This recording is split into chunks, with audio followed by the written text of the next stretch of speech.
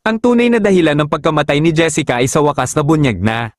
Kilala bilang pinakadakilang tagapagsanay ng mga orca at mga nilalang dagat sa mundo, pinalaki niya ang kanyang orca mula noong siya ay 6 na taong gulang, ngunit ang kanyang alamat ay pangunahing hinubog dahil sa isang mythical predator, isang abyssal shark na may pitch black na mga ngipin at pulang mata na parang galit, na pinangalanan niyang Caramel.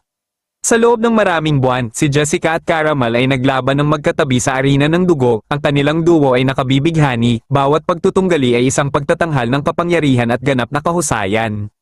Kinausap siya ni Jessica sa isang wikang hindi man lang maintindihan ng mga orca, sinabi niya na sila ay nakatali sa isang kasunduan ng paggalang, ngunit hindi kailanman nakalimutan ni Caramel ang kanyang tunay na kalikasan, hindi siya isang alagang hayop o isang lingkod, ngunit isang matalino, pasyente, at mapaghiganting halimaw. Isang araw, nang harapin ang 3 ulong hydra, itinulak siya ni Jessica ng sobra, sugatan at gutom, naamoy niya ang dugo, ang kanyang sarili at ang kanyang tagapagsanay.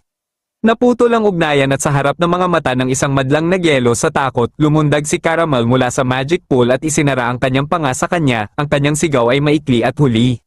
Nilamon niya siya ng dahan-dahan na parang ninanamnam ang kanyang paghihiganti, mula noon walang sino man ang nangahas na lumapit sa isang pating ng abyss.